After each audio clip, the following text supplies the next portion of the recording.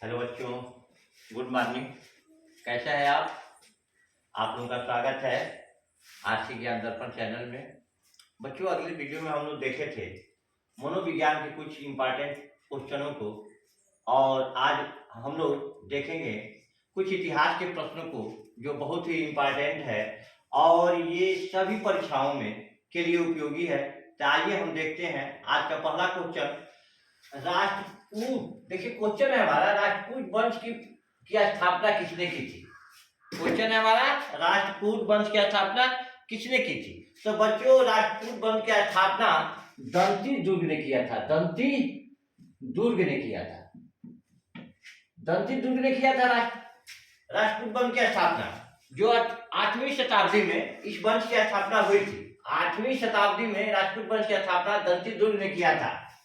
अब बच्चों, दूसरा क्वेश्चन हमारा है, अगला क्वेश्चन है, सेन वंश की स्थापना किसने किया था। सेन वंश की स्थापना किसने किया था बच्चों। तो सेन वंश की स्थापना हेमंत सेन ने किया था। हेमंत सेन जो बंगाल का शासक था, हेमंत सेन ने इसका सेन वंश की स्थापना की थी। हेमंत सेन। अगला क्वेश्चन देखते हैं बच्चों, एलोरा के शिव मंदिर, देखिए एलोरा की गुफाएं भी है, लेकिन यहाँ क्वेश्चन है एलोरा के शिव मंदिर का निर्माण किस वंश के राजा ने किया था। तो बच्चों, आप जानते हैं कि एलोरा के शिव मंदिर का निर्माण राष्ट्रकूट वंश के राजा ने किया था। राष्ट्रकूट वंश के राजा कृष्ण प्रथम ने किया था। बच्चों, किसने किया था। कृष्ण प्रथम ने किया था। एलोरा के शिव मंदिर का निर्माण राष्ट्रकूट वंश के राजा कृष्ण प्रथम ने किया था। अगला क्वेश्चन देखते हैं। हाँ, तो हमने क्या देखा कि एलोरा के शिव मंदिर का निर्माण किसने किया, तो राष्ट्रकूट वंश के राजा कृष्ण प्रथम ने किया था। अगला क्वेश्चन हम देखते हैं, वल्लभी काल। बच्चों देखिए, वेरी इंपॉर्टेंट क्वेश्चन, क्योंकि ये वल्लभी काल ऐसे काल को कहा जाता है जो आदमी अनुमान ही नहीं लगा पाता है। वल्लभी काल किस काल को कहा जाता है। तो बच्चों, वल्लभी काल जो है कि गुप्त काल को कहा जाता है। गुप्त काल को वल्लभी काल कहा जाता है। एकदम इसको याद कर लीजिए, इसको नोट कर लिया जाता है। जूनागढ़, देखिए अगला क्वेश्चन है, जूनागढ़ अभिलेख में किस शक राजा का नाम है। हाँ, तो बच्चों, वल्लभी काल किस काल को कहा जाता है, तो गुप्त काल को कहा जाता है। वल्लभी काल वेरी इंपॉर्टेंट क्वेश्चन है, वेरी मोस्ट इंपॉर्टेंट हर प्रतियोगी परीक्षाओं के लिए। अब बच्चों देखते हैं, जूनागढ़ अभिलेख को में किस शक राजा का नाम है। जूनागढ़ अभिलेख में किस शक राजा का नाम लिखा गया है, तो रुद्रदामन का नाम लिखा गया है। बच्चों, रुद्रदामन का नाम लिखा गया है। बहुत ही प्रतापी शासक था रुद्रदामन। इसने ही सुदर्शन झील का निर्माण कराया था। कौन सा झील बच्चों, सुदर्शन झील का पुनः निर्माण कराया था। सुदर्शन झील का पुनः निर्माण कराया था। और इस झील को किसने बनवाया था, सुदर्शन झील को। बच्चों, सुदर्शन झील को जो है कि मौर्य काल में बना था, मौर्य शासक ने बनवाया था। अगला क्वेश्चन देखते हैं बच्चों, प्रथम बौद्ध संगति किस राजा के शासन काल में हुआ था। देखिए, बौद्ध धर्म में बौद्ध संगति 4 हुए हैं। प्रथम बौद्ध संगति, द्वितीय बौद्ध संगति, तृतीय बौद्ध संगति, चतुर्थ बौद्ध संगति। इन चारों से क्वेश्चन अनिवार्य है आना, कोई ना कोई एक क्वेश्चन आता है इस चारों से। तो प्रथम बौद्ध संगति किस राजा के शासन काल में हुआ था। तो बच्चों, प्रथम बौद्ध संगति अजातशत्रु के शासन काल में हुआ था। अजातशत्रु के शासन काल में हुआ था। ये प्रथम बौद्ध संगति अजातशत्रु के शासन काल में हुआ था। ये जो हर्यक वंश का शासक था, हर्यक वंश का शासक था। और 483 ईसा पूर्व में, 483 ईसा पूर्व में यह बौद्ध संगति हुआ था। अगला क्वेश्चन देखते हैं बच्चों, द्वितीय बौद्ध संगति किसके शासन काल में हुआ था। द्वितीय बौद्ध संगति किस राजा के शासन काल में हुआ था। तो बच्चों, द्वितीय बौद्ध संगति जो है कि शावकीर के शासन काल में हुआ था। ये शासक था, शावकीर के शासन काल में हुआ था। ये शिशुनाग वंश का शासक था। बच्चों, ये शिशुनाग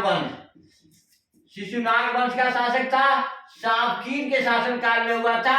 यह जो है इसका जो है शासन जिस समय यह हुआ था वह जो है कि 383 ईसा पूर्व में हुआ था। कब हुआ था, 383 83 ईसा पूर्व में द्वितीय बौद्ध संगति का आयोजन हुआ था। उसका उस समय शासक था सातकी। अगला क्वेश्चन देखते हैं बच्चों, तृतीय बौद्ध संगति का आयोजन कब हुआ था? तृतीय बौद्ध संगति का आयोजन, देखिए तृतीय बौद्ध संगति का आयोजन किस शासन काल में, किस राजा के शासन काल में हुआ था? तो तृतीय बौद्ध संगति अशोक के, जो मौर्य वंश का सबसे प्रतापी शासक था, अशोक महान कहा जाता है, अशोक के शासन काल में हुआ था। 251 ईसा पूर्व में हुआ था बच्चों, 251 ईसा पूर्व में। अगला क्वेश्चन देखते हैं, चतुर्थ बौद्ध संगति किस राजा के शासन काल में हुआ था? तो ये कनिष्क के शासन काल में हुआ था, प्रथम शताब्दी में। कनिष्क को सभी लोग जानते हैं, कनिष्क के शासन काल में हुआ था और सभी लोग जानते हैं कनिष्क को। और यह कुषाण वंश का शासक था। किस वंश का शासक था? तो कुषाण वंश का शासक था और यह प्रथम शताब्दी में हुआ था, फर्स्ट शताब्दी में हुआ था। यह प्रथम शताब्दी में इसका आयोजन किया गया था, प्रथम शताब्दी में इसका आयोजन किया गया था बच्चों। अगला क्वेश्चन हम देखते हैं, बौद्ध धर्म की हीनयान महायान शाखाओं का, बौद्ध धर्म दो भागों में महात्मा बुद्ध के बाद विभाजित हो गया था। एक हीनयान धर्म बना और एक महायान बना। इनका विभाजन किस बौद्ध संगति में हुआ था? तो बच्चों ये लास्ट जो बौद्ध संगति हुई थी, चौथी बौद्ध संगति, उसी बौद्ध संगति में यह हुआ था बच्चों। चतुर्थ बौद्ध संगति में ये जो कि हीनयान और महायान दो संप्रदायों का विभाजन हुआ था बौद्ध संगति में।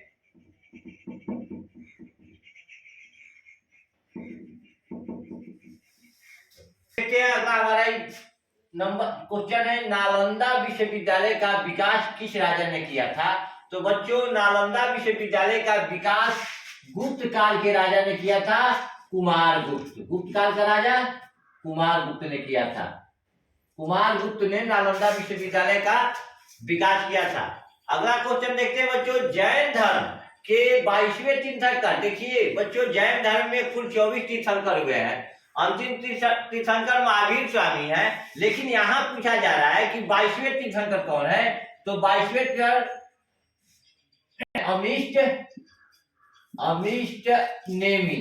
अमिष्ट नेमी जो है, इसे नेमी भी कहा जाता है, लेकिन पूरा नाम उनका है अमिष्ट नेमी। अमिष्ट नेमी जो थे वे जैन धर्म के 22वें तीर्थंकर थे। अगला क्वेश्चन देखते हैं, स्वेज नहर किन दो सागरों को जोड़ती है?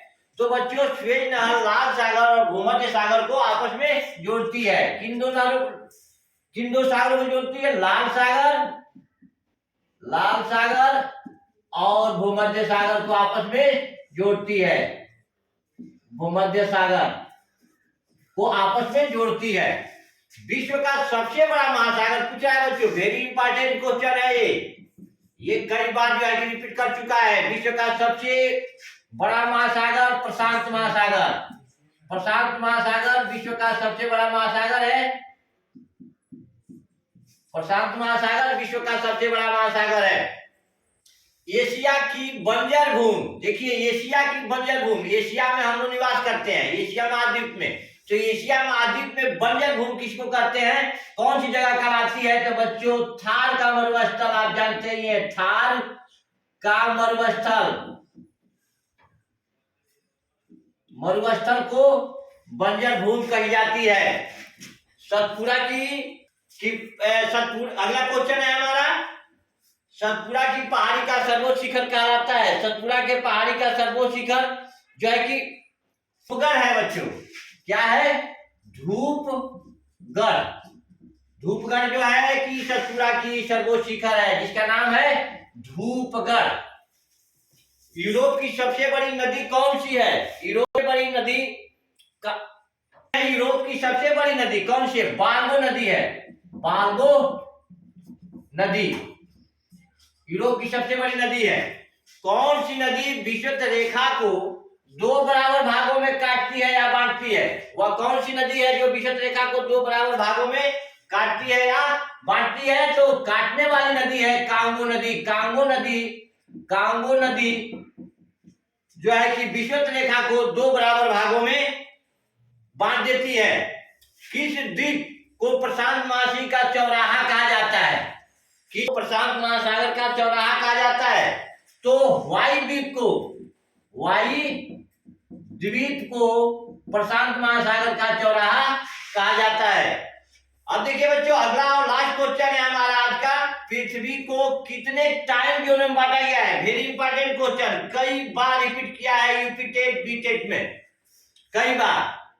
जोन कितने जोन है? तो पृथ्वी को 24 यानी 24 जोन में बांटा गया है। पृथ्वी को 24 जोन में बांटा गया है।